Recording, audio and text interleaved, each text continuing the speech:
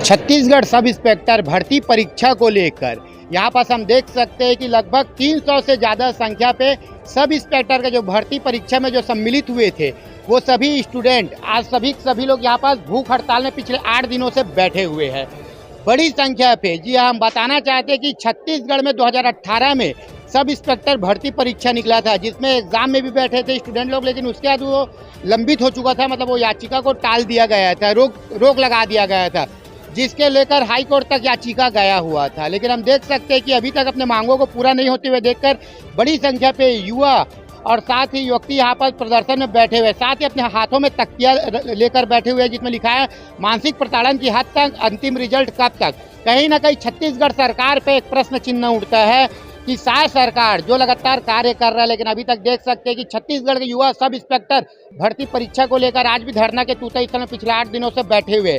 आइए हम जानते हैं जो भर्ती परीक्षा में सम्मिलित हुए थे उनके क्या क्या मांग है।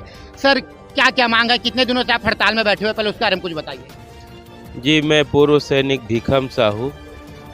ये जो प्रक्रिया हमारे परीक्षा की सारी पूर्ण हो चुकी है, कोर्ट में ऐसी कोई याचिका लंबित नहीं है कि जिससे हमारा परिणाम रोक सकें।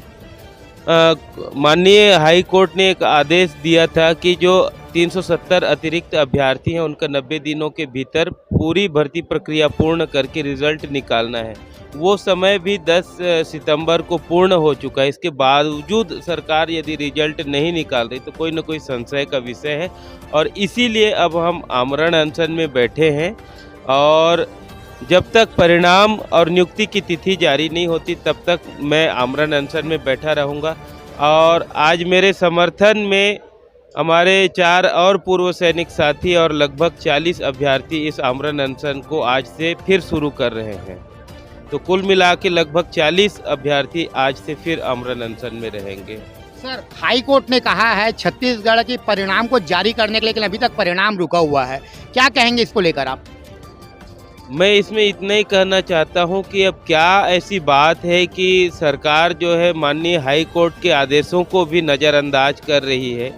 क्या इसमें कोई राजनीति हो रही है? हमें तो यही लगता है कि जब सारी चीज़ें क्लियर हैं तो कहीं ना कहीं हम युवाओं के भविष्य के साथ राजनीति हो रही है जिसके वजह से रिजल्ट नहीं निकाला जा रहा है। सर, आपने मांगों को लेकर जब हाई कोर्ट जब ना डिसीजन दे दिया सर कि रिजल्ट जारी करो, तो अपने बातों को लेकर के आप छत्तीसगढ़ के गृह मंत्री से, संबंधित विभाग के मंत्री से, अधिकारियों से क्या आप लोग मुलाकात किए हों?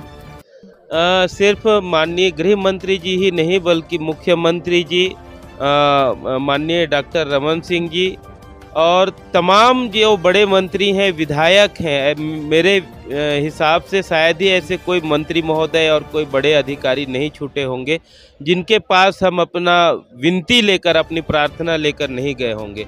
हम सब जगह घूमे हैं और दर दर भटके हैं कई दिनों से, लेकिन फिर भी हमें आश्वासन तो मिला लेकिन परिणाम अभी तक नहीं मिला है। सर, कब तक बैठोगे आप लोग आमरण अनशन पर?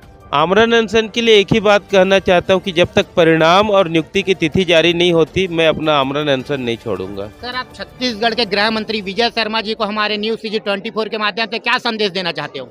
मैं माननीय गृह मंत्री जी से यही अनुरोध करता हूं कि हम जो युवा पिछले 6 साल से दर दर भटक रहे हैं, हमारी समस्या, हमारी जो दर्द है, दुख है, उनको समझे।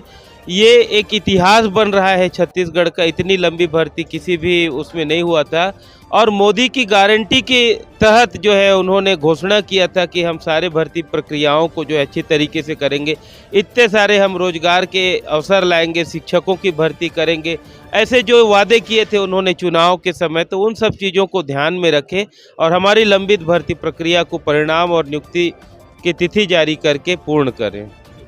हमारे साथ हमसे जुड़ते महिला अभ्यर्थियों थे जो इस एग्ज़ाम में बैठे हुए थे, लेकिन अभी तक रिजल्ट रुकने के कारण यहाँ पर प्रदर्शन में आकर सम्मिलित हुए हैं। क्या कहेंगे मैम? पहले अपना परिचय दीजिए। मेरा नाम श्रद्धा है और मैं जांजगीर चांपा की निवासी हूँ। क्या कहेंगे मैम? हाई कोर्ट का फैसला आ गया है, उसके बाद भी अभी तक कोई फैसला सरकार नहीं ले पा रहा है, क्या कहेंगे इसको लेकर? अब हाई कोर्ट का भी फैसला सरकार मान नहीं रही है, तो ये अब उनकी विचार है कि उनके मन में क्या चल रहा है, ये भी सोचने वाली बात हो चुकी है। लेकिन इतना सब चीज़ हो गया है, सारी चीज़ें हमारे पक्ष में हैं और विपक्ष हमारा दिन प्रतिदिन ध्वस्त होता जा रहा है। जिस प्रकार से वो कोर्ट में केस लगा रहे हैं, सारे केसेस रद्द होते जा रही हैं उनकी। तब गवर्नमेंट को भी ये एक्शन लेना चाहिए कि जल्दी से जल्दी हमारा रिजल्ट जारी कर दें।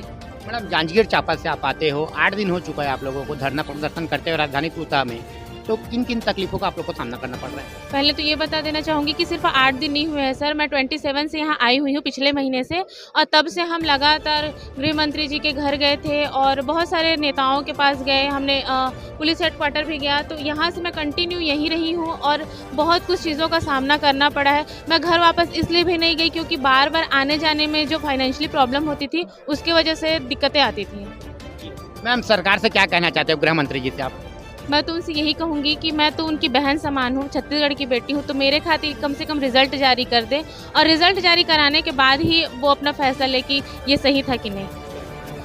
छत्तीसगढ़ न्यायालय ने, जी हम बात कर रहे हैं, बिलासपुर हाई कोर्ट ने भी कह दिया है कि रिजल्ट को जारी करने के लिए, लेकिन अभी तक देखा जा रहा है कि सरकार द्वारा इस ओर कोई बड़ी कदम नहीं उठाया गया, जिसको लेकर छत्तीसगढ़ के एसआई भर्ती परीक्षा में सम्मिलित युवक और युवतियों ने अनिश्चितकालीन धरना प्रदर्शन और साथ ही हम बताना चाहते हैं भूख हड़ताल कर दिया है। 8 दिन हो चुका है और साथ ही उन्होंने साफ तौर पे कहा है कि छत्तीसगढ़ की गृह मंत्री विजय शर्मा जी से भी बात हो चुका है, मगर सरकार में ऐसे क्या संयंत्र बैठ रहा है जो अभी तक रिजल्ट को जारी नहीं किया है। कहीं ना कहीं एक प्रश्न चिन्ह उठता है, क्योंकि हाई कोर्ट ने भी अपने आदेश जारी कर दिया और हाई कोर्ट की अवहेलना हो रहा है। देखना यह है कि छत्तीसगढ़ में भाजपा सरकार कब तक हाई कोर्ट की अवहेलना करती है। बने रहे न्यूज़ से जी20।